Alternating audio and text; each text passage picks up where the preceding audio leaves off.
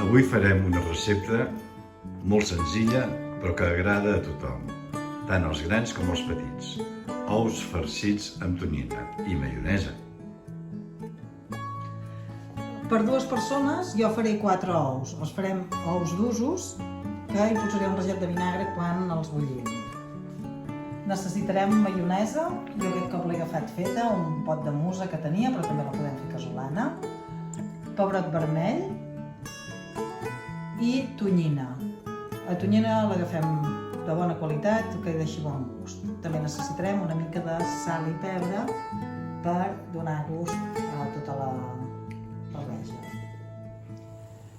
Bullim els ous durant 10 minuts. Els hem posat primer amb aigua freda i quan arrenca el bull comencem a comptar els 10 minuts. Jo hi afegeixo també un raget de vinagre perquè diuen que va bé perquè no es trenquin. Ja tenim els ous durs i ara anem traient els rovells. En guardarem un parell, els d'un ou, vaja, per poder-los ratllar per sobre. La resta els posarem per fer el farcit.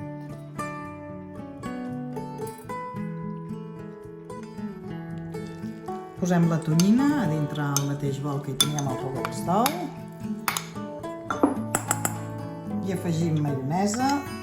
La maionesa en posarem fins que veiguem que la massa ens queda una massa homogènia, suau.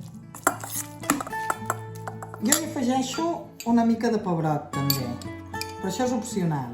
Si us agrada m'hi afegiu, si no, no n'hi poseu.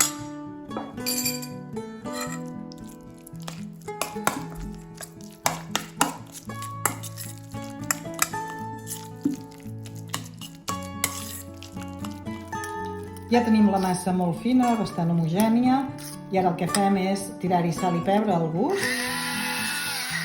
I el punt següent ja serà farcir els ous. Els ous els podem farcir a mà, amb una cullereta, o ho podem fer amb una màniga pastissera. Avui ho farem amb una màniga pastissera perquè com que tenim temps, queden més graciosos. Ja els tenim al plat i ara ratllarem els rovells que havíem guardat, reservat, una mica per sobre, per donar-li una mica de vidilla.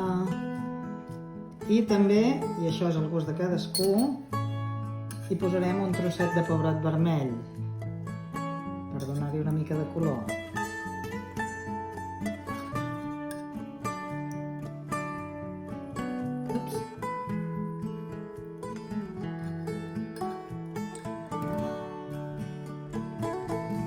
I ja els tindríem llestos per menjar. Bon profit!